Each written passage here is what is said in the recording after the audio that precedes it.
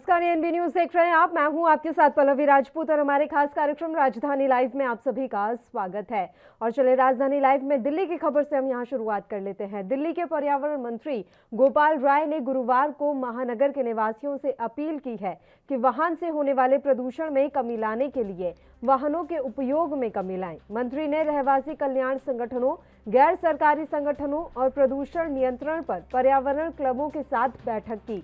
दिल्ली प्रदूषण नियंत्रण समिति और पर्यावरण विभाग के वरिष्ठ अधिकारियों ने भी बैठक में शिरकत की। उन्होंने संवाददाताओं से कहा, हम इन संगठनों से अपने प्रयासों पर राय और उनके सुझाव जानना चाहते थे।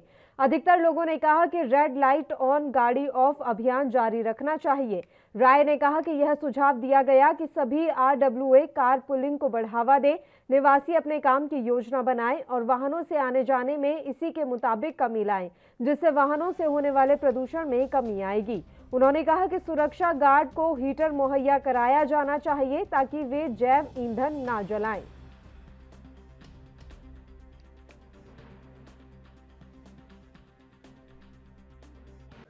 जैसे हमारे घर में कोई ज़रूरत होती है तो एक एक सामान के लिए हम 5 बार मार्केट में बाइक लेके जाते हैं। कभी चाय कम पड़ जाती है तो हम बाइक लेके दौड़ जाते हैं, कभी चीनी कम पड़ जाती है हम बाइक लेके दौड़ जाते हैं, कभी आटा कम पड़ जाता है हम बाइक लेके दौड़ते हैं। हम हर परिवार बैठ करके ये प्लान बना सकता है कि हमें हफ्ते में किन सामान की ज़रूरत है और एक बार भी अपनी गाड़ी लेकर के जा सकते हैं हम और मार्केट से सारा सामान लेकर आ सकते हैं। व्हीकल पोल्यूशन को हमने कम किया। वैसे ही आज तो ये सारा जो संवाद हम कोशिश कर रहे थे कि लोगों की ओपिनियन गैदर करना कि ये लोग क्या सोचते हैं, क्योंकि अपने अपने स्तर पे ये लोग काम कर रहे हैं, क्योंकि आरडब्ल्यूएस के लोग समाज के स्तर पे काम कर रहे हैं। मुख्य तौर पर जो अभी इन लोगों की तरफ से सजेशंस आए हैं, सुझाव आए हैं, उसमें जैसे रेड लाइट ऑन गाड़ी ऑफ कैंपेन हमने किया। अधिकतम लोगों ने इसका सपोर्ट किया है कि उस कैंपेन को दोबारा जारी रखा जाए, जिससे कि उसमें लोगों का एक पार्टिसिपेशन होता है, जिसमें उनका काम प्रभावित नहीं होता है, लेकिन जो पोल्यूशन होता है उसको कम करने में उस समय का उनका योगदान होता है। दूसरा, आरडब्ल्यूएस अपने अपने स्तर पे कार पूलिंग को प्रमोट करें, इसका सजेशंस लोगों ने दिया है और कईयों ने कहा है कि हम अपनी जगह करते हैं। जैसे अभी आज इन्होंने कहा कि इलेक्ट्रिक व्हीकल पे हम हैं, लेकिन हम कार पुल करके आए 2 लोग मीटिंग में, तो इसका सजेशन आया है। तीसरा जो सजेशन आया है कि ख़ासतौर से जाड़े में जो ये बायोमास बर्निंग होती है जगह जगह, तो वो गार्ड जो ड्यूटी करते हैं, नाइट ड्यूटी पे जो लोग होते हैं, वो लोग अलाव चलाते हैं, क्योंकि उनके पास कोई ऑप्शन नहीं होता है, रात भर जगना है। तो ये सजेशंस आया है कि आरडब्ल्यूए, एनजीओज़ और जो एजेंसी हैं, कंस्ट्रक्शन एजेंसीज हैं या और जो एजेंसियां हैं जो वर्कर्स को रखते हैं काम पर, उनको उनके लिए एक गाइडलाइन जारी किया जाए कि वो उनके लिए हीटर का प्रबंध करें। और इस खबर पर तमाम जानकारी के साथ दिल्ली से हमारे संवाददाता राजीव तिवारी इस समय लाइव जुड़ गए हैं। सीधा उन्हीं का रुख कर लेते हैं। राजीव, दिल्ली में प्रदूषण में कमी लाने के लिए अब गोपाल राय भी सजग होते हुए नजर आ रहे हैं। आपसे जानकारी चाहेंगे, किस तरह की कल उन्होंने प्रेस वार्ता की, क्या कुछ उपाय उनके द्वारा सुझाए गए हैं ताकि राजधानी दिल्ली में प्रदूषण को कम किया जा सके? राजीव, देखिए, बिल्कुल सही कहा आपने। यहाँ पर बात करें जिस तरीके से पॉल्यूशन को कंट्रोल करने के लिए जिस तरीके से दिल्ली सरकार निरंतर प्रयास कर रही है, यहाँ तक कि दिवाली के मद्देनजर रखते हुए पटाखों पर बैन लगा दिया गया। पटाखे बेचे भी नहीं जाएंगे, पटाखे यूज भी नहीं किए जाएंगे, यहाँ तक कि पटाखों के जो गोदाम जो स्टोर करते हैं वो भी नहीं किए जाएंगे। और ये इसकी पे कहीं ना कहीं कह सकते हैं 1 जनवरी तक के लिए इस पर रोक लगा दी गई है, 2022 तक के लिए। और यहाँ तक सीधे सीधे कहें तो दिवाली और दशहरा और नए साल में जो पटाखे जलाए जाते हैं उसको कहीं ना कहीं रोक लगाने के लिए, यानी कि पॉल्यूशन का जो कंट्रोल करने के लिए लगातार कोशिश कर रही है दिल्ली सरकार। और इसी मद्देनजर रखते हुए पर्यावरण मंत्री जो है, कहीं ना कहीं जिस तरीके से गोपाल राय, उन्होंने भी फैसला लिया है कि अब कहीं ना कहीं और ज्यादा सख्ती लानी होगी ताकि लोगों को जागरूक करना होगा। और यहाँ तक कि गाड़ी कह सकते हैं रेड लाइट ऑफ और गाड़ी ऑफ की जो प्रक्रिया अपनाई गई है वो कहीं ना कहीं अब की जाएगी। और लगातार इसमें कहीं ना कहीं लोगों से अपील भी की गई है कि लोग बाग जो है वो कम से कम अपने प्राइवेट व्हीकल का कम से कम इस्तेमाल करें ताकि जो पॉल्यूशन है वो कहीं ना कहीं और ज्यादा कम हो सके। मगर देखना होगा क्या गोपाल राय की जो अपील है वो जनता कितनी मानेगी, और जनता से जिस तरीके से सुझाव मांगे गए ईमेल के द्वारा, क्या वो और ज्यादा सुझाव दीजिए ताकि वो पॉल्यूशन का जो स्तर है वो कंट्रोल करने के लिए दिल्ली सरकार निरंतर कार्रवाई करती नजर नजर आएगी और दिल्ली सरकार के जो अधिकारी हैं वो भी कहीं ना कहीं इसके ऊपर निगाहें करेंगे। मगर देखना होगा कि गाड़ियां ऑफ किस तरीके से प्रक्रिया अपनाई जाती है, वो कहीं ना कहीं देखना होगा, क्योंकि ये प्रक्रिया लगातार कोरोना काल से चलती हुई आ रही है। मगर अब जो कहीं ना कहीं स्थिति थी, रेड लाइटों पर गाड़ी ऑफ नहीं हो रही थी और कहीं ना कहीं पॉल्यूशन का स्तर जो बिल्कुल बढ़ता हुआ नजर आता है। अब देखना होगा कि गाड़ियां ऑफ कराने के लिए सिविल डिफेंस के कर्मचारी लगाए जाएंगे या फिर और अधिकारी लगाए जाएंगे, ताकि लोगों को जागरूक किया जाए कि गाड़ियां कम से कम यूज कीजिए और रेड लाइट पर इंजन गाड़ियों की जो इंजन है वो ऑफ कर दिया जाए। यानी कि पॉल्यूशन का स्तर कंट्रोल करने के लिए निरंतर कोशिश की जा रही है। मगर देखना होगा आने वाले दिनों के अंदर किस तरीके का पॉल्यूशन कम होता है। जी बिल्कुल। और बताया जा रहा है कि गोपाल राय ने लोगों के सुझाव मांगने के लिए एक ईमेल आईडी भी दी है कि आप उस ईमेल आईडी पर मैसेजेस कर सकते हैं और बता सकते हैं कि किस तरीके से दिल्ली में प्रदूषण को कम किया जा सके। इसके बारे में भी आपसे जानकारी चाहेंगे राजीव। देखिए, बिल्कुल सही कहा आपने। यहाँ पर बात करें गोपाल राय की, तो गोपाल राय ने जिस तरीके से प्रेस वार्ता के अंदर स्पष्ट किया कि एक ईमेल आईडी दी जा रही है जिसके अंदर ये सुझाव मांगे जाएंगे जनता से कि पॉल्यूशन का स्तर कंट्रोल करने के लिए दिल्ली सरकार को और कितने कदम उठाने चाहिए और कौन कौन से कदम उठाने चाहिए, ताकि जनता के जो सुझाव होंगे वो दिल्ली सरकार अपील करेगी और कहीं ना कहीं लोगों से भी अपील की जाएगी और उन सुझावों को माना भी जाएगा। मगर जिस तरीके से गाड़ियां ऑफ की रेड लाइट कह सकते हैं ऑन और गाड़ियां ऑफ की जो प्रक्रिया अपनाई जा रही है वो भी कहीं ना कहीं कारगर होगी। और यहाँ तक कि एक अपील और की जा रही है कि आप लोग अपनी पर्सनल गाड़ियों को कम से कम इस्तेमाल करें। यानी कि अगर कम से कम इस्तेमाल होगा तो कहीं ना कहीं पॉल्यूशन भी कम होगा। मगर यहाँ पर बात करें जिस तरीके से दिवाली पर कहीं ना कहीं रोक लगाई गई है पटाखों पर, और वो कह सकते हैं जनवरी तक लागू रहेगी, यानी कि जो नए साल की शुरुआत होती है जिसमें पटाखे जलाए जाते हैं उसमें भी कहीं ना कहीं पॉल्यूशन होता है। मगर उसी को लेकर अब पॉल्यूशन पर रोक लगाने के लिए बड़े कदम उठाए गए हैं। मगर कहीं ना कहीं इस कदम से, यानी कि पटाखे से जो रोक लगाई गई है उससे कहीं ना कहीं व्यापारी वर्ग जो है वो कहीं ना कहीं नाराज होता हुआ नजर आ रहा है। जी बिल्कुल, उनकी नाराजगी भी जाहिर है क्योंकि वो साल भर इंतजार करते हैं दशहरा, दिवाली और न्यू ईयर जैसे फेस्टिवल्स का कि वो उस दौरान अपने व्यापार को बढ़ाएंगे।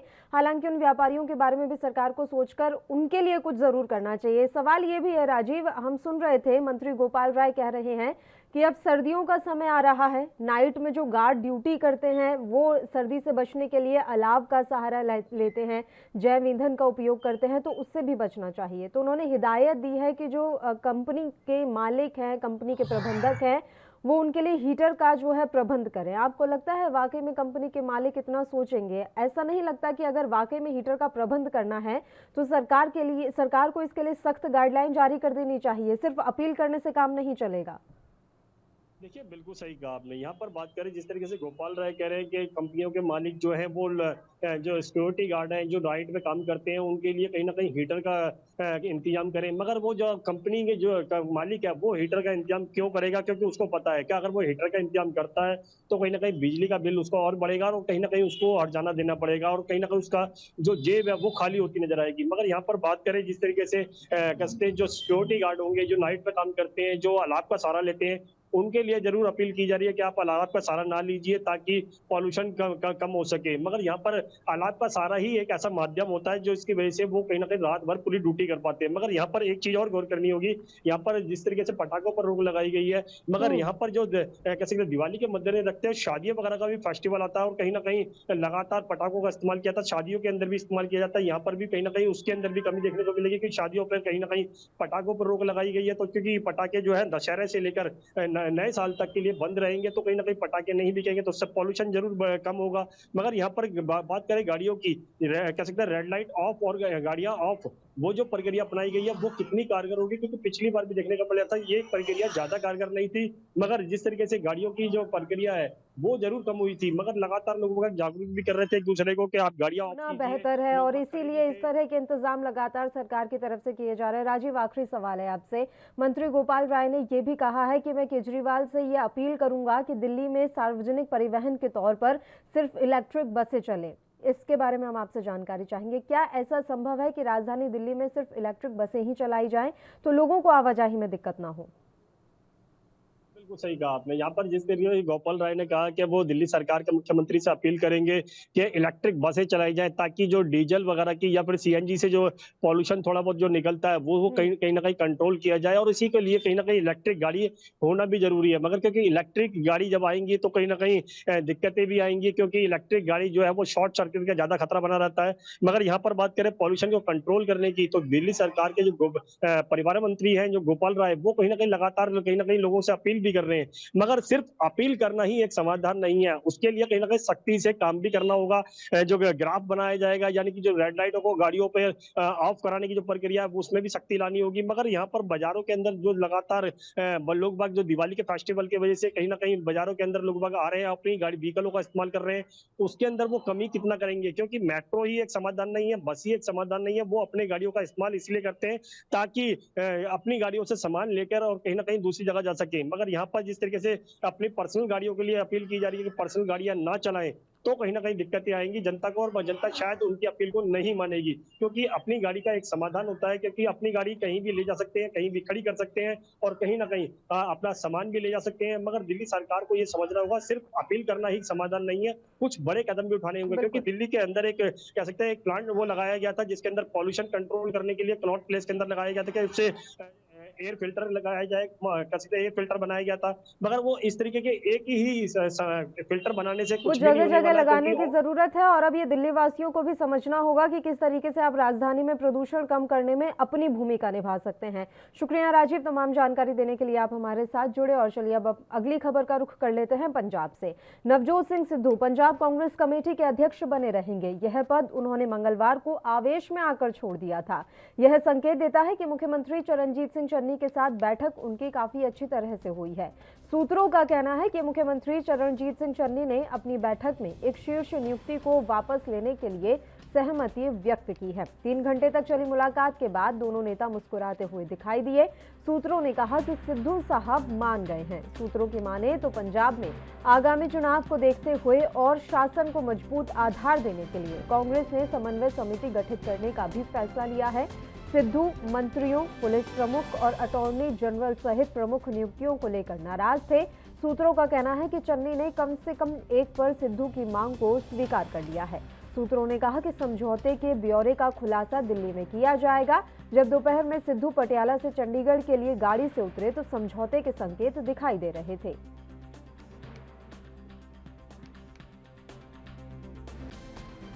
नवजोत सिंह सिद्धू और सीएम चन्नी के बीच में जो बातचीत हुई है वो बातचीत सफल होती हुई नजर आ रही है और अभी जानकारी मिल रही है कि पंजाब कांग्रेस कमेटी के जो अध्यक्ष हैं वो नवजोत सिंह सिद्धू बने रहेंगे। इसके अलावा कांग्रेस ने समन्वय समिति गठित करने का भी फैसला लिया है और ये सूत्रों के हवाले से जानकारी मिल रही है कि किसी एक शीर्ष नियुक्ति को वापस लेने की मांग सीएम चन्नी के द्वारा मान ली गई है। ये बड़ी जानकारी है।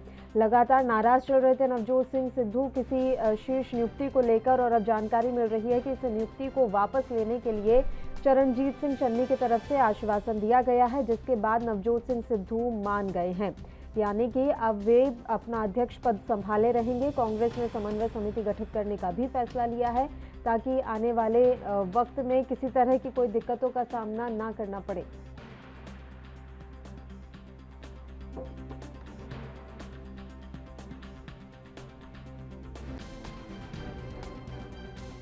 नवजोत सिंह सिद्धू और सीएम चन्नी के बीच में जो बातचीत हुई है वो काफी सफल रही है, इस तरह की जानकारी मिल रही है।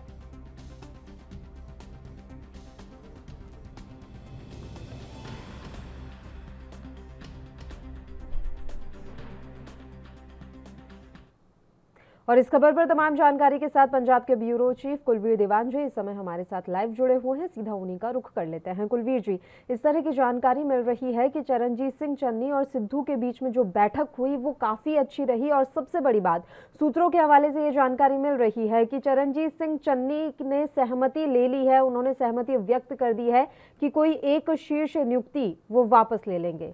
आपसे पूरी जानकारी चाहेंगे इस बारे में।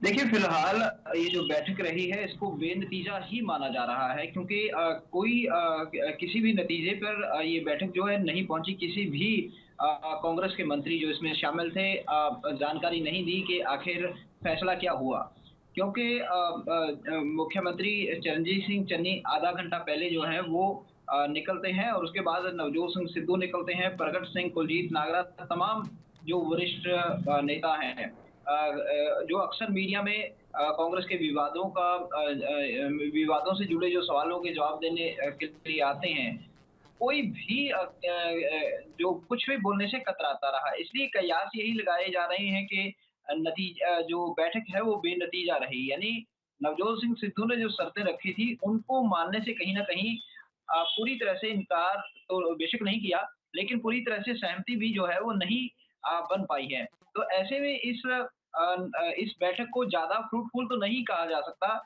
लेकिन इतना ज़रूर है कि किसी न किसी दिशा की तरफ ये बढ़ी है ताकि एक मसले का हल हो सके। अगली बैठक कब होगी या किस तरह से अब आगे बात बढ़ेगी, ये देखना होगा, लेकिन इतना ज़रूर है कि नवजोत सिंह सिद्धू ने जो इस्तीफ़ा दिया था, वो भी नामंजूर है और कहीं न कहीं कोशिश की गई है कि ये माहौल जो है जो पनपा है नवजोत सिंह सिद्धू के इस्तीफ़े के बाद, इसको ठीक किया जाए। इसीलिए करीब ढाई घंटे जो लिया गया है, इस तरह की भी जानकारी मिल रही है कि कांग्रेस ने एक समन्वय समिति गठित करने का फैसला लिया है। देखिए, इस तरह की जानकारी मिल ज़रूर रही है, लेकिन जैसे मैंने पहले बताया कि किसी भी तरह के की कोई पुष्टि करने को कांग्रेस जो है वो आगे नहीं आई है। जी। इस तरह की एक जानकारी ज़रूर है कि जिसमें मुख्यमंत्री चरणजीत सिंह चन्नी होंगे और नवजोत सिंह सिद्धू होंगे और साथ ही हरीश रावत उसका हिस्सा हो सकते हैं। तो एक ऐसी समन्वय कमेटी जो है वो गठित करने का एक फैसला चर्चा में ज़रूर है, लेकिन पुष्टि कांग्रेस नहीं कर रही। आखिर जो पुष्टि है इस समन्वय समिति की के गठन यदि हुआ है, उसकी क्यों नहीं कांग्रेस कर रही और यदि किसी फैसले पर पहुंची है, किसी जो नतीजा है, उस पर पहुंची है या बेहतर फैसला जो है, उस पर पहुंची है ये बैठक, तो उसकी जानकारी मीडिया को सार्वजनिक क्यों नहीं की जा रही? क्योंकि काफ़ी ज़्यादा फजीहत जो है वो कांग्रेस की इस मामले में हो रही है। जी। बिल्कुल, हम देख पा रहे हैं कि फजीहत तो यहाँ कांग्रेस की हो रही है और इस बीच सबसे बड़ी बात, अब हरीश रावत खुद ये बात कह रहे हैं कुलवीर जी कि सिद्धू ने जो इस्तीफा दिया है उससे उनकी छवि पर बहुत बुरा प्रभाव पड़ा है। आपकी प्रतिक्रिया चाहेंगे इस पर? क्या वाकई में सिद्धू ने अपनी छवि खुद ही खराब कर ली?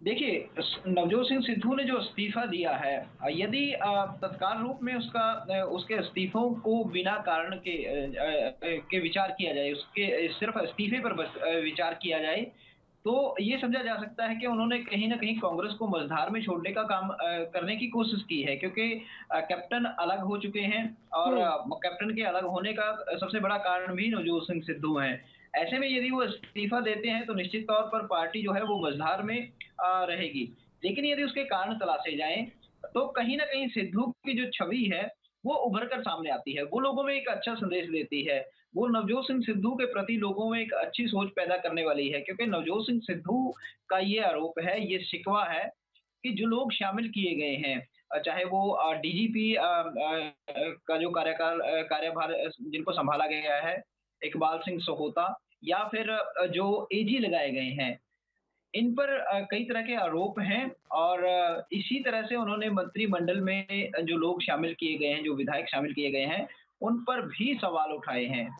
उनका यही कहना है कि यदि सिस्टम को बदलना नहीं था, सिर्फ चेहरे बदलने थे और सिस्टम वही दागी रहना था, तो फिर इतना बड़ा बदलाव करने की कोई ज़रूरत नहीं थी, कैप्टन को हटाने की कोई ज़रूरत नहीं थी। तो ऐसे में कहीं न कहीं नवजोत सिंह सिद्धू के इस्तीफे के कारणों को यदि समझा जाए, तो नवजोत सिंह सिद्धू जो है पाक साफ छवि अपनी बनाने की कोशिश कर रहे हैं। और यदि ये संदेश जनता में जाता है कि नवजोत सिंह सिद्धू के असल कारण ये थे इस्तीफा देने के, वो नाराज़ क्यों हैं, तो निश्चित तौर पर जनता में वो एक बड़े नेता के तौर पर या लोकप्रिय या जनहित के नेता के तौर पर उभरेंगे और यदि ये देखा जाए कि उन्होंने कांग्रेस को मझधार में छोड़ दिया, उनको विचार करना चाहिए था क्योंकि यदि उनको कोई शिकवा था, तो उनको इस्तीफा ना देकर कई और विकल्प थे बातचीत करने के, वो रास्ते खुले रखने चाहिए थे। वो इस्तीफा देकर घर बैठ जाते हैं, तो ऐसे में पार्टी मझधार में फँसने वाली बात हो जाती है। तो इस तरह के समय ये सवाल है इस मसले पर। अगर हम बात अब कैप्टन अमरिंदर सिंह की कर लें तो कल उन्होंने भी प्रेस वार्ता की और वो साफ कर चुके हैं कि वो अब कांग्रेस में भी नहीं रहेंगे और ना ही वो भारतीय जनता पार्टी ज्वाइन करने वाले हैं। तो आगे के लिए क्या विकल्प माना जाए?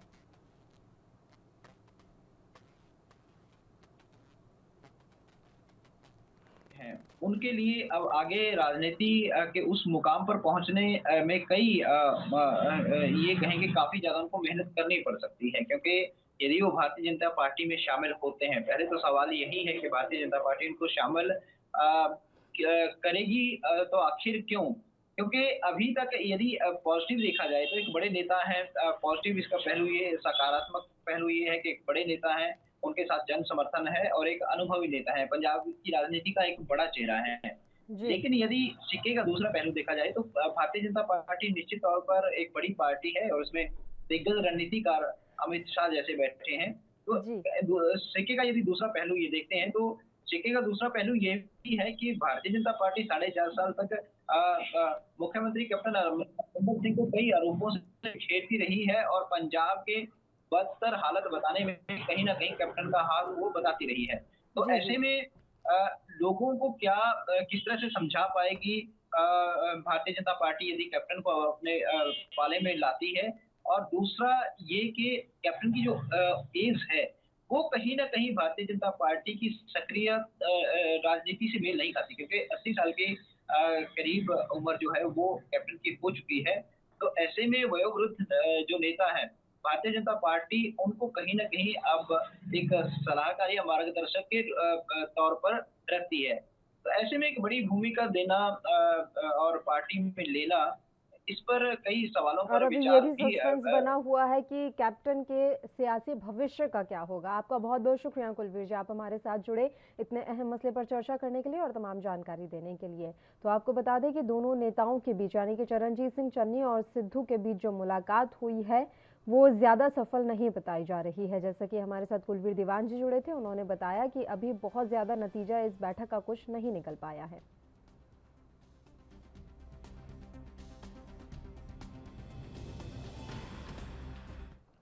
अगली खबर का रुख कर लेते हैं। आम आदमी पार्टी के राष्ट्रीय संयोजक और दिल्ली के मुख्यमंत्री अरविंद केजरीवाल की दूसरी गारंटी सेहत बीमा योजना पर शयद प्रधान सुखबीर सिंह बादल ने सवाल खड़े किए हैं। उन्होंने कहा है कि केजरीवाल शयद के चुनावी घोषणा पत्र को कॉपी कर रहे हैं। उन्हें पंजाब के आप नेताओं पर विश्वास नहीं है, इसलिए वह दिल्ली से आकर गारंटी दे रहे हैं। उनकी गारंटियां फ्रॉड से ज्यादा कुछ नहीं है। चंडीगढ़ स्थित पार्टी मुख्यालय में गुरुवार को शयद प्रधान ने पत्रकारों से बातचीत में कहा कि दिल्ली के मुख्यमंत्री की तरह पूर्व मुख्यमंत्री कैप्टन अमरिंदर सिंह ने गुटका साहब की कसम खाकर पंजाब के लोगों से कई वादे किए थे, लेकिन वह मुकर गए। ऐसे में अब दिल्ली के मुख्यमंत्री गारंटी दे रहे हैं, यदि वह भी मुकर गए तो क्या वह दिल्ली की सियासत छोड़ देंगे? केजरीवाल का यह चुनावी ड्रामा है और कुछ नहीं।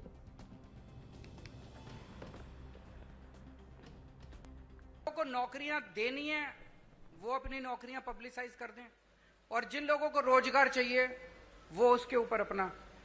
आपको जान के ताज्जुब होगा, मैंने जब वो पोर्टल बनाया था दिल्ली सरकार ने, हमें लगा था कि अगर 25-30 हजार भी नौकरियां अगर आ जाएंगी तो हम मानेंगे कि बड़ी सफल हो गए। 2 महीने के अंदर 10 लाख नौकरियां उस जॉब पोर्टल के ऊपर आई। 2 महीने में बहुत सारे लोगों को नौकरियां मिली। जितने लोगों की नौकरियां गई थी कोरोना के टाइम में, बहुत सारे लोगों को नौकरियां वापस मिली। हमने ढेरों स्कूल बनाए हैं, ढेरों मोहल्ला क्लिनिक बनाए हैं, वहां पे हम लोगों ने हर बस के अंदर बस मार्शल नियुक्त किए हैं। इसमें इतनी नौकरियां निकली हैं, इतनी नौकरियां, हमने डोर स्टेप डिलीवरी शुरू की है, घर घर के अंदर हम इतनी नौकरियां निकली हैं। वो सारे काम पंजाब के अंदर भी किए जाएंगे और मैं समझता हूं कि इससे पंजाब के बेरोजगारों को नौकरी मिलने में सुविधा होगी। और उसके पहले कल भी मैंने कहा था, मैं चन्नी साहब से निवेदन करना चाहता हूं कि कैप्टन साहब ने प्रॉमिस की थी कि मैं हर एक को रोजगार दूंगा। उन्होंने कार्ड भी दिया था, आज तक बच्चे कार्ड लेके घूम रहे हैं। मेरी उनसे निवेदन है कि कैप्टन साहब के वादे को पूरा करें, हर बच्चे को नौकरी दें बेरोजगार को, और जब तक नौकरी नहीं मिलती वो बेरोजगारी भत्ता दें। सर ਤੁਸੀਂ ਹੁਣੀ ਕਿਹਾ साढ़े ਕਿ चार ਇੰਨਾ साल ਕੁਝ का। ਫ੍ਰੀ ਕਰੋਗੇ। ਕੇਜਰੀਵਾਲ ਸਰ ਤੁਸੀਂ ਹੁਣੀ ਕਿਹਾ ਕਿ ਇੰਨਾ ਕੁਝ ਫ੍ਰੀ ਕਰੋਗੇ। 300 ਲੱਖ ਕਰੋੜ ਦਾ ਕਰਜ਼ਾ ਪੰਜਾਬ ਦੇ ਉੱਤੇ ਹੈਗਾ। ਇੰਨਾ ਕੁਝ ਫ੍ਰੀ ਕਰਨ ਦੇ ਬਾਵਜੂਦ ਇਹ ਜਿਹੜਾ ਕਰਜ਼ਾ ਕਿੱਦਾਂ ਉਤਰੇਗਾ ਜੇ ਸਰਕਾਰ ਤੁਹਾਡੀ ਆਉਂਦੀ है? दिल्ली पे भी बहुत कर्जा था। दिल्ली का बजट जब हमारी सरकार बनी घाटे में चल रहा था। आज 2019 की सीएजी की रिपोर्ट है जिसमें सीएजी ने कहा है, मैं नहीं कह रहा, कंट्रोलर ऑडिटर जनरल ने बोला है कि पूरे देश में अकेली दिल्ली सरकार है जो घाटे में नहीं चल रही, नफे में चल रही है। ने क्या की गारंटी किस चीज दी है? आज ही केजरीवाल साहब ने कहा है कि मैं मुफ्त हेल्थ केयर दूंगा, मुफ्त दवाइयां दूंगा, हेल्थ कार्ड बनाऊंगा, 16,000 पिंडां दे क्लिनिक बनाऊंगा ते नवें वर्ल्ड क्लास हस्पताल बनाऊंगा,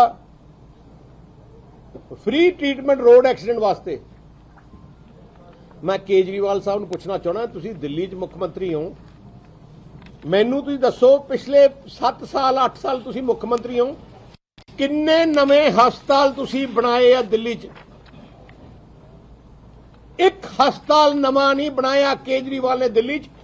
ਆਰਟੀਆਈ ਤੋਂ ਇਨਫੋਰਮੇਸ਼ਨ ਹੈ, ਆਰਟੀਆਈ ਦੀ ਲਿਆਂਦੀ ਇਨਫੋਰਮੇਸ਼ਨ। ਇੱਥੇ ਆ ਕੇ ਕਹਿੰਦੇ ਮੈਂ ਨਵੇਂ ਹਸਪਤਾਲ ਬਣਾਉਂਗਾ, ਜਿੱਥੇ ਦਿੱਲੀ ਦੇ ਮੁੱਖ ਮੰਤਰੀ ਹੈ। ਇੱਕ ਨਵਾਂ ਹਸਪਤਾਲ ਬਣਾਇਆ ਆਰਟੀਆਈ ਦੇ ਲਿਖ ਰਿਹਾ ਹੈ, as per information available in hospital cell of DGS, it has been informed that no new hospital has been commissioned under Delhi government during the period 2015 ਤੋਂ 2020 ਤੱਕ। ਕੋਈ ਨਵਾਂ ਹਸਪਤਾਲ ਨਹੀਂ ਬਣਾਇਆ ਜਿਹੜਾ ਇੱਥੇ ਪੰਜਾਬ 'ਚ ਕਹਿੰਦੇ ਹਸਪਤਾਲ ਬਣਾਉਣਾ ਚਾਹੁੰਦੇ ਆ। ਦੂਜੀ ਗੱਲ ਕਹਿੰਦੇ ਆ ਕਿ ਮੈਂ 16,000 ਪਿੰਡ ਕਲੀਨਿਕ ਬਣਾਉਂਗਾ। ਉੱਥੇ ਦਿੱਲੀ 'ਚ ਮੁਹੱਲਾ ਕਲੀਨਿਕ ਨਾ ਰੱਖਤਾ, ਇੱਥੇ 16,000 ਪਿੰਡ ਕਲੀਨਿਕ। ਤੁਸੀਂ ਕੇਜਰੀਵਾਲ ਸਾਹਿਬ ਦੇ ਬਿਆਨ ਸੁਣੋ। ਜਿਹੜਾ ਕੇਜਰੀਵਾਲ ਸਾਹਿਬ ਦੇ ਬਿਆਨ ਹੈ ਕਿ ਮੈਂ 1000 ਮੁਹੱਲਾ, ਪਹਿਲਾ ਬਿਆਨ ਸੀ 2016 ਚ 1000 ਮੁਹੱਲਾ ਕਲੀਨਿਕ ਬਣਾਉਂਗਾ, पर बढ़िया नहीं। और इस खबर पर तमाम जानकारी हम आप तक पहुंचाएंगे, लेकिन उससे पहले एक छोटे से ब्रेक के लिए यहां रुक रहे हैं, फौरन हाजिर होंगे।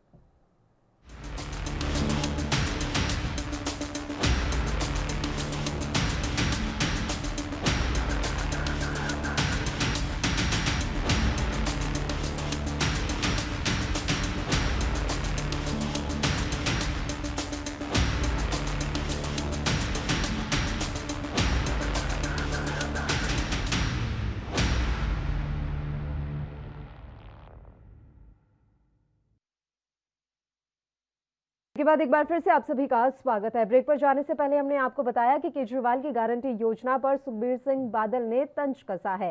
इस खबर पर तमाम जानकारी के साथ चंडीगढ़ से हमारे संवाददाता अमित कुमार इस समय लाइव जुड़ गए हैं। सीधा उन्हीं का रुख कर लेते हैं। अमित, आपसे पूरी जानकारी चाहेंगे। केजरीवाल की गारंटी योजना का इस समय सभी मजाक उड़ाते हुए नजर आ रहे हैं, क्योंकि सीधे सीधे दिल्ली की स्थिति से उन्हें कंपेयर किया जा रहा है। अब सुखबीर सिंह बादल ने भी सवाल उठा दिए हैं उनकी गारंटी योजना पर, और वो कह रहे हैं कि हमारा ही मैनिफेस्टो कॉपी कर रहे हैं वे।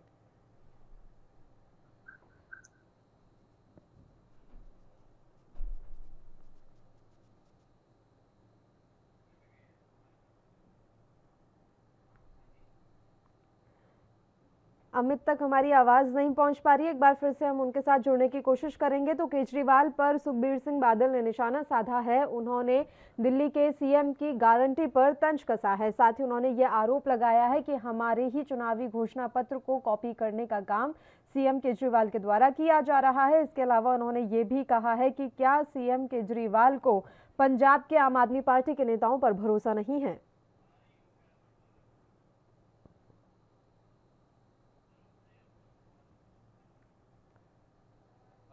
है कि वादे हैं वो लेट दिए गए हैं। सीधे तौर पे हम कहें कि अकाली दल पहले ही अपने वादे दे चुका था और उसको कहीं ना कहीं कॉपी करते हुए नजर आए हैं। तो ये बात आ रही है कि दिल्ली मॉडल हर जगह अरविंद केजरीवाल बताते हुए नजर आ रहे हैं, पर जिस मॉडल की वो बात करें वो कहीं ना कहीं दिल्ली में फेल हो गया। देखिए, सीधे तौर पर अगर हम बात करें कोरोना के टाइम में जहां मोहल्ला क्लिनिक की बात की जा रही है, तो हम हर एक पार्टी की अगर बात करें तो उसने उनका दिखाया कहीं ना कहीं मोहल्ला क्लिनिक फेल होते हुए नजर आए।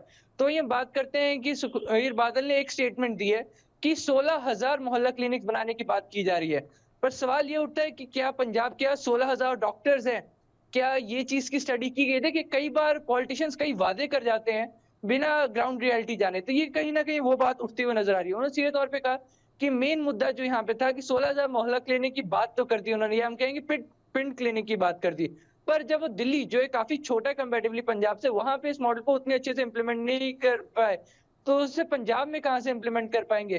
वही बता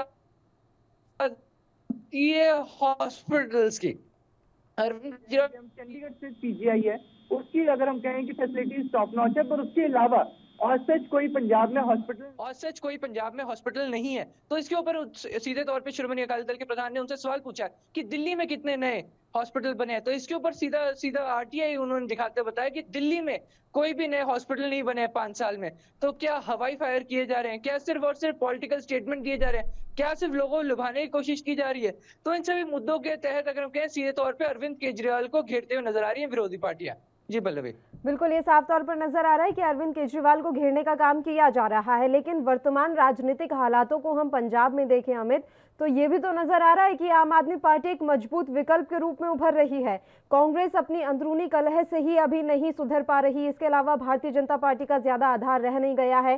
शिरोमणि अकाली दल की भी कृषि कानूनों की वजह से कोई बहुत ज्यादा साफ सुथरी छवि नहीं रह गई है, तो एक मजबूत विकल्प के तौर पर आम आदमी पार्टी दिखाई दे रही है। अमित जी देखिए, ये एक फैक्टर हमें मानना पड़ेगा। आम आदमी पार्टी एक मजबूत विकल्प के तौर पे जरूर नजर आ रही है, और ये एक बहुत अहम फैक्टर है जो हर एक, अगर हम कहें कि आम जनता कंसिडर करिए, क्योंकि कांग्रेस का अंदरूनी कलेश किसी से नहीं छुपा हुआ है। चाहे हम बात कर ले, कल खुद चिरंजीत चन्नी गए थे नवजोत सिंह सिद्धू को मनाने, तो बातें नहीं सामने आ पा रही हैं कि एक जो इस टाइम जो एक पॉजिटिव इमेज, जो एक स्ट्रॉन्ग फ्रंट दिखाने की जरूरत है, तो कांग्रेस नहीं दिखा पा रही है। तो वहीं अगर हम कहें शिरोमणि अकाली दल की बात करें, तो उनको लगातार विरोध का सामना करना पड़ रहा है किसानों से। चाहे संयुक्त किसान मोर्चे की बात करें, तो किसी न किसी बात में उनको एक विरोध का सामना पड़ रहा है। तो सबसे ज्यादा स्टेबल जो पूरे पंजाब में इस टाइम एक पार्टी चल रही है, वो सीधे तौर पे आम आदमी पार्टी चल रही है। और इसमें नो डाउट एक बड़ा सवाल जरूर बढ़ता है, सभी विरोधी पार्टियों के लिए सवाल बन जाते हैं कि क्या वो लोग रेडी हैं। क्योंकि देखिए, अगर हम कहें आम आदमी पार्टी के, तो बिल्कुल शांतिपूर्ण तरीके चल रही है ना, उनको इतना देखो विरोध उनको भी झेलना पड़ रहा है, पर इतना ज्यादा नहीं। क्योंकि हम बात कर रहे हैं जिसका सबसे कम विरोध होता है, उसकी सबसे अच्छी पॉजिटिव इमेज जारी होती है, वो जरूर आम आदमी पार्टी की जा रही है। और ऐसे में कई वादे दिए जा रहे हैं। तो देखिए, चाहे 100 में से 70% लोगों को वादे पसंद ना आए, पर 30% लोग जरूर एक्सेप्ट कर रहे हैं। तो अगर हम पंजाब की अभी बात करें, तो 30% भी एक काफी बड़ी संख्या होती है, और एक 30% मेजोरिटी अगर आम आदमी पार्टी आती है, तो ये भी एक बड़ा कंटेंडर बन सकते हैं इजिली 2022 चुनावों के लिए। जी बिल्कुल अमित, यहाँ पर एक जानकारी ये भी अहम हो जाती है कि फिर अरविंद केजरीवाल सीएम के तौर पर किसका चेहरा आने वाले समय में पेश कर सकते हैं। पंजाब की अगर हम बात करें, तो यहाँ पर आम आदमी पार्टी से मजबूत दावेदार कौन कौन माने जा रहे हैं? देखिए, सीधे तौर पे हम बात करें तो मजबूत दावेदारों की, तो अगर हम शुरू से कंसिडर करते हैं, अगर कांग्रेस की बात करते हैं, सबसे पहले सबसे मजबूत दावेदार सीधे तौर पे कांग्रेस थी। मैं ये सीधे स्टेटमेंट बोलना चाहता हूँ, थी। पर जब से अंदरूनी लड़ाई हुई, जैसे हम कहें कि पंजाब के पूर्व सीएम कैप्टन अमरिंदर सिंह को हटाया गया, अंदर नवजोत सिंह सिद्धू की एंट्री हुई है, तब से ही अंदर काफी ज्यादा डामाडोल चल रही है पार्टी। अंदरूनी काफी ज्यादा फाइट्स हो रही है। खुद एमएलए और विधायक भी ये मानते हैं कि अंदरूनी फाइट से काफी ज्यादा नुकसान कांग्रेस को सीधे तौर पे हो रहा है। तो ये अगर हम शिरोमणि अकाली दल की बात करें, तो मैं जैसे आपको पहले बता चुका, किसानों से उनका लगातार 36 का आंकड़ा चल रहा है। अब बार बार अकाली दल कोशिश कर रहा है कि उनसे आज एक सलाह हो जाए, कि अगर हम बात करें कि बात बन जाए कि जो विरोध है वो बिल्कुल खत्म हो जाए, पर किसी ना किसी मुद्दे पे कहीं ना कहीं बार बार विरोध देखने को मिल रहा है। तो उनका जो कंटेस्ट, जो हम अपनी इमेज पॉजिटिव बनाने की कोशिश कर रहे हैं, वो हासिल नहीं कर पा रहे हैं। तो जैसे उन्होंने 16 दिन 16 पिंड लोगों के बात करने का प्लान शुरू किया था, जो अपनी रैलियां शुरू की थी, तो उससे भी वो पूरा नहीं कर पाए। तो वो एक मेजर स्टेप उन अकाली दल की तरफ से था कि अपनी इमेज सुधारने के लिए, पर वो भी अभी वो रिसेंटली हासिल नहीं कर पाए। तो बात करते हैं आम आदमी पार्टी की। देखिए, आम आदमी पार्टी अगर मैं करूँ, सबसे न्यूट्रल चल रही थी इस टाइम। अगर हम बात करें किसानों से, उनका जरूर, अगर हम कहें कि बिल्कुल ना के बराबर कहीं पे भी विरोध देखने मिला, विरोध हुआ है, पर जो आम आदमी पार्टी से नाराज नहीं नजर आ रहे हैं। आम आदमी पार्टी शुरू से ही पूरा सपोर्ट देती हुई नजर आ रही है। जब ऑल पार्टी मीटिंग हुई थी, तो 3 पार्टियों में से, अगर हम 3 मेजर पार्टी अकाली दल, कांग्रेस और आम आदमी पार्टी, तो ऑन स्पॉट आम आदमी पार्टी ने हाँ में हाँ मिला दी थी किसानों की। तो ये उनके लिए, एटलीस्ट किसानों के लिए एक बहुत पॉजिटिव इमेज आम आदमी पार्टी के लिए जरूर शो कर गया है। तो सवाल यही है, तो एक अच्छे कंटेंडर के तौर पे, अगर मैं फोर फ्रंट पे मैं नहीं बोलूंगा कि फोर फ्रंट पे अभी भी कांग्रेस कहीं ना कहीं स्टैंड पे है, क्योंकि काफी काम किए हैं जो लोगों को पसंद है, अभी भी एक स्टैंड के। अच्छा, एक बड़ा आरोप यहाँ पर सुखबीर सिंह बादल लगाते हुए नजर आ रहे हैं। वो कह रहे हैं कि आम आदमी पार्टी के पंजाब नेताओं पर अरविंद केजरीवाल को भरोसा नहीं है, इसलिए वो छोटी सी छोटी योजना, छोटा सा छोटा वादा करने खुद दिल्ली छोड़कर पंजाब आ रहे हैं। जी देखिए, ये एक फैक्टर हमेशा ही कंसिडर करना पड़ा। आम आदमी पार्टी अपना सीएम कैंडिडेट नहीं अनाउंस कर रही है, आम आदमी पार्टी अपना फेस ही नहीं अनाउंस कर पा रही है। ये जरूर आम आदमी पार्टी को बहुत ज्यादा हिट कर सकता है, क्योंकि कहीं ना कहीं ये जरूर लग रहा है कि अगर हम आम आदमी पार्टी में अगर लोग जरूर देखते हैं, तो सवाल ये आ जाता है कि क्या कांग्रेस की तरह ये भी दिल्ली से कंट्रोल सरकार बनती हुई नजर आ रही है। तो ये सारे फैसले, जैसे आपने बोला कि खुद अरविंद केजरीवाल आके अनाउंस करते हैं, प्रभारी भी लगे हैं सारे दिल्ली से, तो कहीं ना कहीं राघव चड्ढा की बात करें तो हर कोई एक इमेज आ रही है कि दिल्ली कंट्रोल्ड है। पर पंजाब की पार्टी है, पंजाब से ही लोग सिलेक्ट करेंगे, पंजाब के ही नुमाइंदे होंगे और पंजाब के लिए काम हो रहा है। तो ऐसे में पंजाब के फेस का अनाउंस क्यों नहीं किया जा रहा? बार अलग अलग बात की जा रही है। केजरीवाल कई बार बोल चुके हैं कि मैं जल्दी अनाउंस करूं, पर वो जल्दी कब आएगा? क्या बिल्कुल इलेक्शन के नजदीक या फिर जीतने के बाद? क्योंकि देखिए पंजाब में लोगों पंजाब फेस की बहुत ज्यादा जरूरत है, और अगर पंजाब अरविंद केजरीवाल पंजाब फेस अनाउंस नहीं करते हैं, या हम कहें कि अपना पार्टी का पंजाब में फेस अनाउंस नहीं करते हैं, तो इसका खामियाजा उन्हें जरूर भुगतना पड़ सकता है। क्योंकि कहीं ना कहीं इस एक मुद्दे को उनको हाईलाइट करने की जरूरत है, उनको अपना फेस जरूर डिक्लेयर करने की जरूरत है। क्योंकि अगर वो सोचते हैं कि वो अपने फेस के ऊपर या सिर्फ आम आदमी पार्टी के नाम के ऊपर पंजाब में इलेक्शन जीत सकते हैं, तो ये पॉसिबल नहीं होगा। जी बिल्कुल, शुक्रिया अमित, आप हमारे साथ जुड़े, तमाम जानकारी आपने हम तक पहुंचाई। तो अरविंद केजरीवाल पर सुखबीर सिंह बादल ने साफ तौर पर निशाना साधा है। दिल्ली के सीएम की गारंटी पर उन्होंने तंज कसा है, और साथ ही उन्होंने बड़ा सवाल ये भी उठाया है कि क्या आम आदमी पार्टी में अब कोई पंजाब का नेता नहीं बचा है।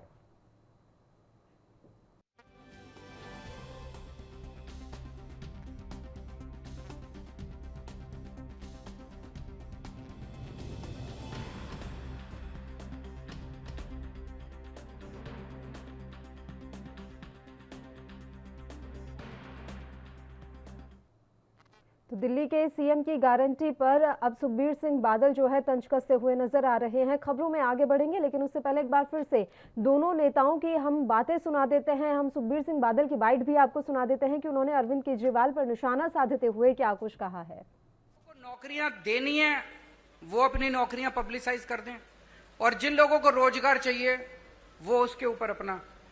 आपको जान के ताज्जुब होगा, मैंने जब वो पोर्टल बनाया था दिल्ली सरकार ने, हमें लगा था कि अगर 25-30 हजार भी नौकरियां अगर आ जाएंगी तो हम मानेंगे कि बड़ी सफल हो गए। 2 महीने के अंदर 10 लाख नौकरियां उस जॉब पोर्टल के ऊपर आई। 2 महीने में बहुत सारे लोगों को नौकरियां मिली। जितने लोगों की नौकरियां गई थी कोरोना के टाइम में, बहुत सारे लोगों को नौकरियां वापस मिली। हमने ढेरों स्कूल बनाए हैं, ढेरों मोहल्ला क्लिनिक बनाए हैं, वहां पे हम लोगों ने हर बस के अंदर बस मार्शल नियुक्त किए हैं। इसमें इतनी नौकरियां निकली हैं, इतनी नौकरियां, हमने डोर स्टेप डिलीवरी शुरू की है, घर घर के अंदर हम इतनी नौकरियां निकली हैं। वो सारे काम पंजाब के अंदर भी किए जाएंगे, और मैं समझता हूं कि इससे पंजाब के बेरोजगारों को नौकरी मिलने में सुविधा होगी। और उसके पहले कल भी मैंने कहा था, मैं चन्नी साहब से निवेदन करना चाहता हूं कि कैप्टन साहब ने प्रॉमिस की थी कि मैं हर एक को रोजगार दूंगा। उन्होंने कार्ड भी दिया था, आज तक बच्चे कार्ड लेके घूम रहे हैं। मेरी उनसे निवेदन है कि कैप्टन साहब के वादे को पूरा करें, हर बच्चे को नौकरी दें बेरोजगार को, और जब तक नौकरी नहीं मिलती वो बेरोजगारी भत्ता दें। सर ਤੁਸੀਂ ਹੁਣੀ ਕਿਹਾ साढ़े ਕਿ चार ਇੰਨਾ साल ਕੁਝ का। ਫ੍ਰੀ ਕਰੋਗੇ। ਕੇਜਰੀਵਾਲ ਸਰ ਤੁਸੀਂ ਹੁਣੀ ਕਿਹਾ ਕਿ ਇੰਨਾ ਕੁਝ ਫ੍ਰੀ ਕਰੋਗੇ। 300 ਲੱਖ ਕਰੋੜ ਦਾ ਕਰਜ਼ਾ ਪੰਜਾਬ ਦੇ ਉੱਤੇ ਹੈਗਾ। ਇੰਨਾ ਕੁਝ ਫ੍ਰੀ ਕਰਨ ਦੇ ਬਾਵਜੂਦ ਇਹ ਜਿਹੜਾ ਕਰਜ਼ਾ ਉਹ ਕਿੱਦਾਂ ਉਤਰੇਗਾ ਜੇ ਸਰਕਾਰ ਤੁਹਾਡੀ ਆਉਂਦੀ ਹੈ। दिल्ली पे भी बहुत कर्जा था। दिल्ली का बजट जब हमारी सरकार बनी घाटे में चल रहा था। आज 2019 की सीएजी की रिपोर्ट है, जिसमें सीएजी ने कहा है, मैं नहीं कह रहा, कंट्रोलर ऑडिटर जनरल ने बोला है कि पूरे देश में अकेली दिल्ली सरकार है जो घाटे में नहीं चल रही, नफे में चल रही है। ने क्या की गारंटी किस चीज दी है? आज ही केजरीवाल साहब ने कहा है कि मैं मुफ्त हेल्थ केयर दूंगा, मुफ्त दवाइयां दूंगा, हेल्थ कार्ड बनाऊंगा, 16,000 पिंडां दे क्लिनिक बनाऊंगा ते नवें वर्ल्ड क्लास हस्पताल बनाऊंगा, फ्री ट्रीटमेंट रोड एक्सीडेंट वास्ते। मैं केजरीवाल साहब ਨੂੰ ਪੁੱਛਣਾ ਚਾਹੁੰਦਾ, ਤੁਸੀਂ ਦਿੱਲੀ 'ਚ ਮੁੱਖ ਮੰਤਰੀ ਹੋ, ਮੈਨੂੰ ਤੁਸੀਂ ਦੱਸੋ ਪਿਛਲੇ 7 ਸਾਲ 8 ਸਾਲ ਤੁਸੀਂ ਮੁੱਖ ਮੰਤਰੀ ਹੋ, ਕਿੰਨੇ ਨਵੇਂ ਹਸਪਤਾਲ ਤੁਸੀਂ ਬਣਾਏ ਆ ਦਿੱਲੀ 'ਚ? ਇੱਕ ਹਸਪਤਾਲ ਨਵਾਂ ਨਹੀਂ ਬਣਾਇਆ ਕੇਜਰੀਵਾਲ ਨੇ ਦਿੱਲੀ 'ਚ। ਆ ਆਰਟੀਆਈ ਤੋਂ ਆ ਇਨਫੋਰਮੇਸ਼ਨ ਹੈ, ਆਰਟੀਆਈ ਦੀ ਲਿਆਂਦੀ ਇਨਫੋਰਮੇਸ਼ਨ। ਇੱਥੇ ਆ ਕੇ ਕਹਿੰਦੇ ਮੈਂ ਨਵੇਂ ਹਸਪਤਾਲ ਬਣਾਉਂਗਾ, ਜਿੱਥੇ ਦਿੱਲੀ ਦੇ ਮੁੱਖ ਮੰਤਰੀ ਹੈ ਇੱਕ ਨਵਾਂ ਹਸਪਤਾਲ ਬਣਾਇਆ। ਆ ਆਰਟੀਆਈ आरटीआई लिख रहा है, as per information available in hospital cell of DGS, it has been informed that no new hospital has been commissioned under Delhi government during the period 2015 ਤੋਂ 2020 ਤੱਕ। ਕੋਈ ਨਵਾਂ ਹਸਪਤਾਲ ਨਹੀਂ ਬਣਾਇਆ ਜਿਹੜਾ ਇੱਥੇ ਪੰਜਾਬ 'ਚ ਕਹਿੰਦੇ ਹਸਪਤਾਲ ਬਣਾਉਣਾ ਚਾਹੁੰਦੇ ਆ। ਦੂਜੀ ਗੱਲ ਕਹਿੰਦੇ ਆ ਕਿ ਮੈਂ 16,000 ਪਿੰਡ ਕਲੀਨਿਕ ਬਣਾਉਂਗਾ। ਉੱਥੇ ਦਿੱਲੀ 'ਚ ਮੁਹੱਲਾ ਕਲੀਨਿਕ ਨਾ ਰੱਖਤਾ, ਇੱਥੇ 16000 ਪਿੰਡ ਕਲੀਨਿਕ। ਤੁਸੀਂ ਕੇਜਰੀਵਾਲ ਸਾਹਿਬ ਦੇ ਬਿਆਨ ਸੁਣੋ। ਜਿਹੜਾ ਕੇਜਰੀਵਾਲ ਸਾਹਿਬ ਦੇ ਬਿਆਨ ਹੈ ਕਿ ਮੈਂ 1000 ਮੁਹੱਲਾ, ਪਹਿਲਾ ਬਿਆਨ ਸੀ 2016 ਚ 1000 ਮੁਹੱਲਾ ਕਲੀਨਿਕ ਬਣਾਉਂਗਾ, पर बढ़िया नहीं।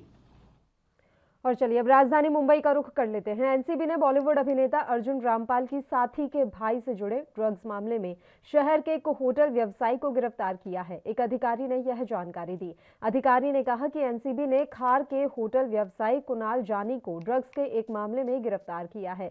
इसी मामले में रामपाल की साथी ग्रेबियला के भाई दक्षिण अफ्रीकी नागरिक एजीसी लियास को भी पिछले साल अक्टूबर में गिरफ्तार किया गया था। उन्होंने कहा कि मामले की जांच में खुलासा हुआ है कि जानी के डेमेट्रियडस के साथ संपर्क थे और वह कथित तौर पर कोकीन की आपूर्ति में शामिल था।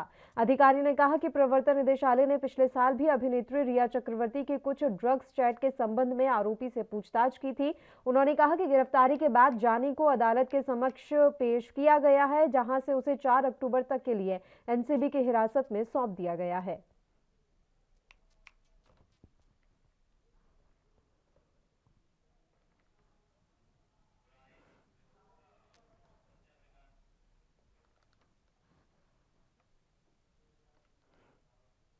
और इस खबर पर तमाम जानकारी के साथ मुंबई से हमारे संवाददाता सत्यप्रकाश सोनी इस समय लाइव जुड़ गए हैं। सीधा उन्हीं का रुख कर लेते हैं। सत्यप्रकाश, पूरी जानकारी हम आपसे चाहेंगे।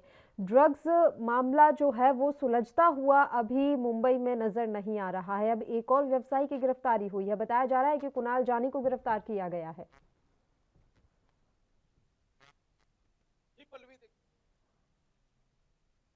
लगातार मुंबई महाराष्ट्र में ड्रग्स का जाल फैलने का जानकारी मिली, उसके बाद लगातार मुंबई की एनसीबी लगातार छापेमारी कर रही है।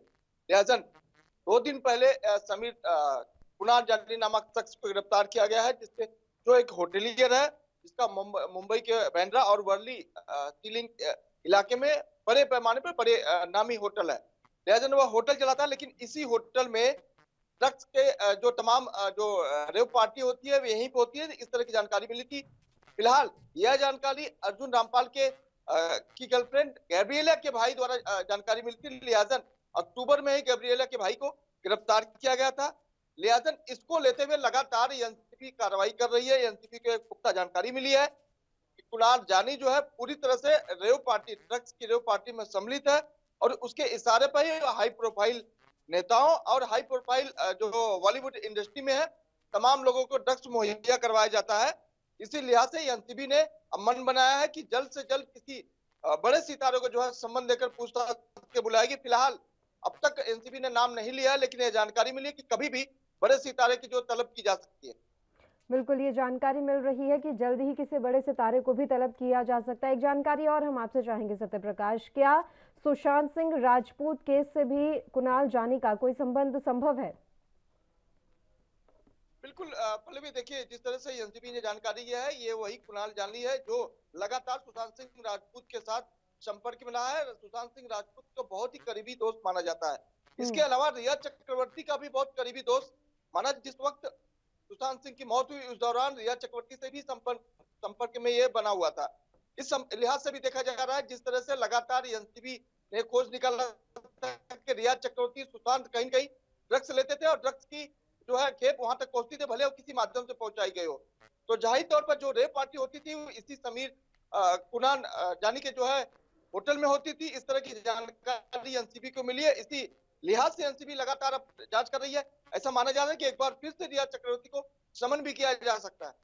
बिल्कुल, और एक बात साफ तौर पर नजर आ रही है कि पूरे मुंबई में ड्रग्स का जाल, नशे का जाल किस कदर बिछा हुआ है ये अब खुलकर सामने आ रहा है और लगातार नारकोटिक्स विभाग कार्रवाई भी कर रहा है। लेकिन सत्यप्रकाश, क्या इसकी उम्मीद जताई जा सकती है कि मुंबई से नशे के इस जाल को पूरी तरीके से खत्म किया जा सके?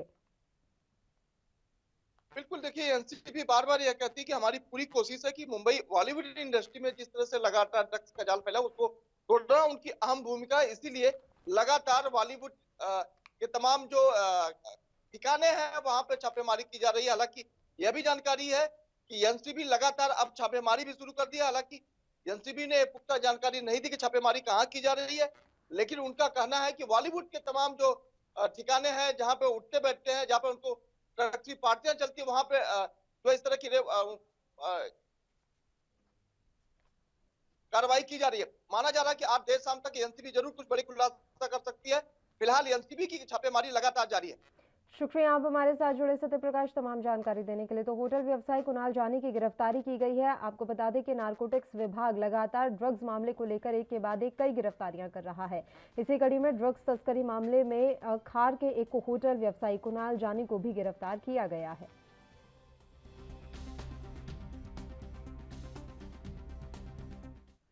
और बढ़ते हैं अगली खबर की ओर। कांग्रेस पार्टी में मचे घमासान और नेताओं की एंट्री और एग्जिट को लेकर बीजेपी नेता और मध्य प्रदेश के गृह मंत्री नरोत्तम मिश्रा ने निशाना साधा है।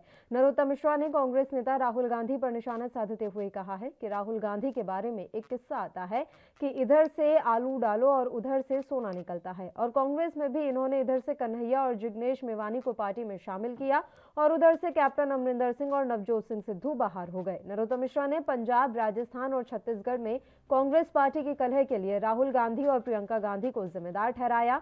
नरोत्तम मिश्रा ने कांग्रेस नेता दिग्विजय सिंह को पार्टी की तरफ से राजस्थान भेजने पर भी निशाना साधा और कहा कि जहां जहां संत मठा को जाए, भैंस पड़ा दो मर जाए। मिश्रा ने आगे कहा, पंजाब, छत्तीसगढ़ और राजस्थान के अंदर कैसा राहुल गांधी और प्रियंका गांधी का नेतृत्व है, ये अब सबको पता चल रहा है। अभी छत्तीसगढ़ के 15 विधायक दिल्ली गए हुए हैं, दिग्विजय सिंह राजस्थान जा रहे हैं। कांग्रेस के अंदर भगदड़ का आलम है, टूट फूट मची हुई है।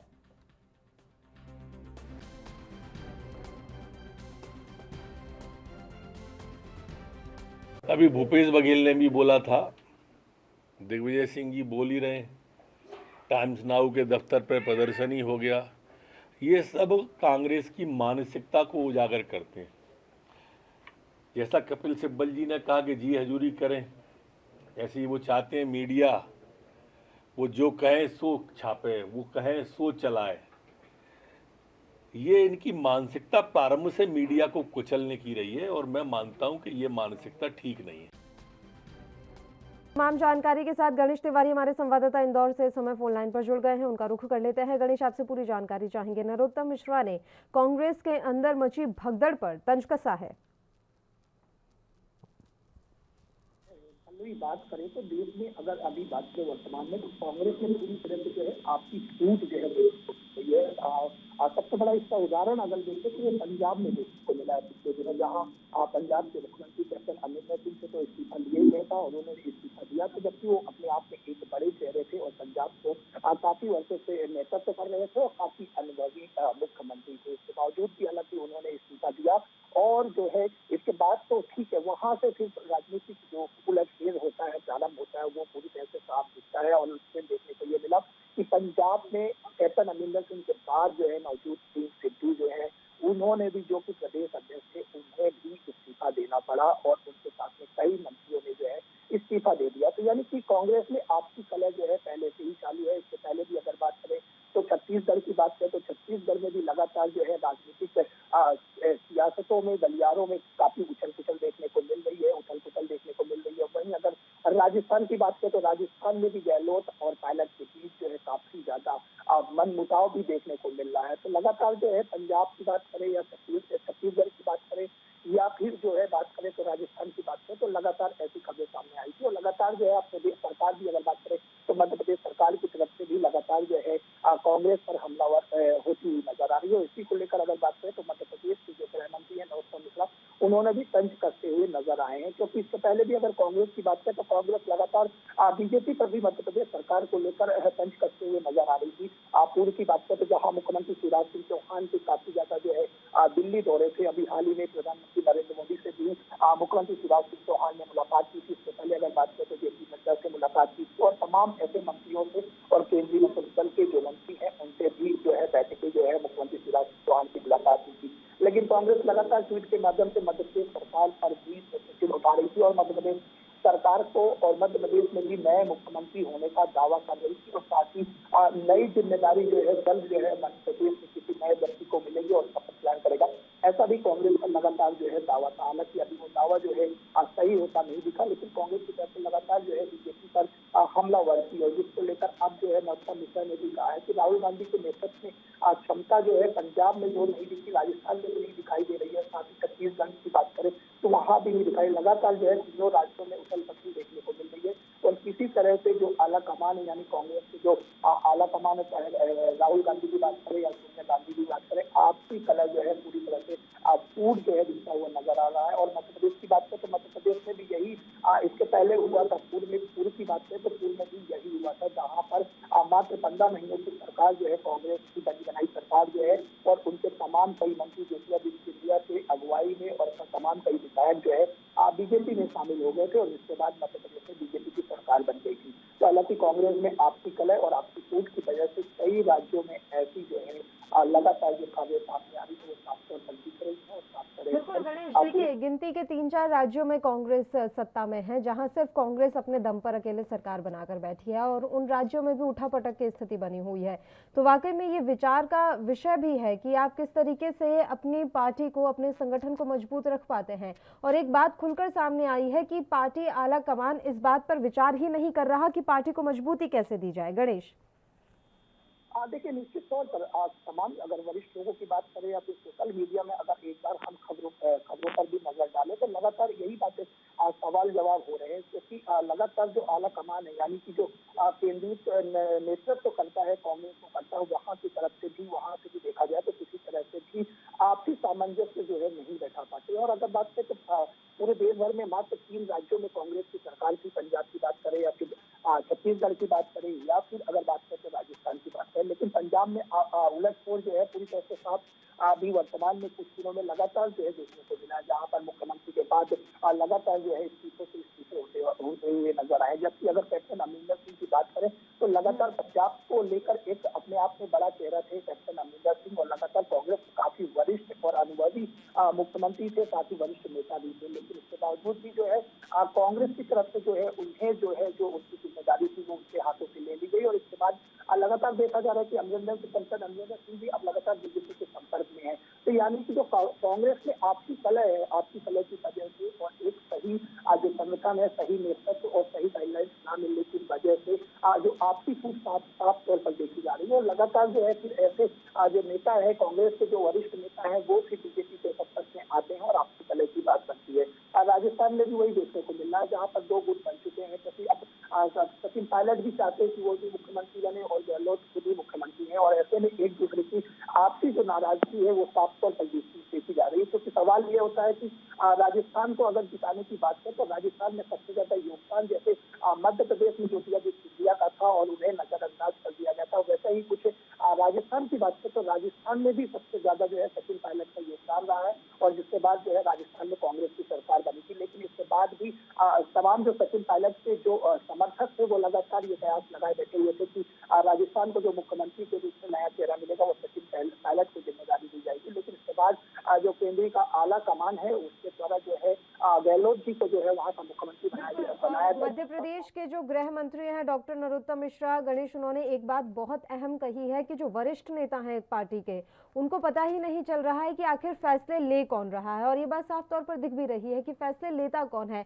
क्या फैसले सोनिया गांधी ले रही हैं, राहुल गांधी ले रहे हैं या प्रियंका गांधी ले रही हैं? तीनों में भी सामंजस्य की कमी साफ तौर पर दिखाई देती है। गणेश, देखिए, अगर सबसे बड़ी बात करें यही बात निश्चित तौर पर आपने पल्लवी बहुत सही प्रश्न किया है, क्योंकि अगर कांग्रेस की बात करें, चाहे राहुल गांधी की बात करें या प्रियंका गांधी की बात करें या सोनिया गांधी की बात करें, तो अलग अलग तीनों में ही एक जो केंद्रीय मंत्रिमंडल का जो ग्रुप है उनका अलग अलग राज्यों की बात करें तो वो अलग अलग बढ़ चुका है और अलग अलग जो है नेतृत्व भी देखने को मिलता है। अगर राहुल गांधी से संपर्क किसी का है तो वो उन्हें जो कुछ दूसरा चीज बोलते हैं या फिर उन्हें दूसरे खौफ दिखाते हैं, और अगर प्रियंका गांधी की बात करें तो वो अलग स्टेज पर चलती है। तो ऐसे में जो आपसी समन्वय वो आपस में खुद में ही नहीं है, और ऐसे में जो वरिष्ठ जो पदाधिकारी है कांग्रेस के वो भी नाराज होते हुए दिख रहे हैं, क्योंकि उनकी पूरी तरह से जो है सबसे बड़ी चीज है कि अनदेखी हो रही है, क्योंकि उन्हें भी समझ में नहीं आ रहा कि आखिर 3 लोगों में से, चाहे वो राहुल गांधी की बात करें, सोनिया गांधी की बात करें या प्रियंका गांधी की बात करें, आखिर इस तरह के निर्णय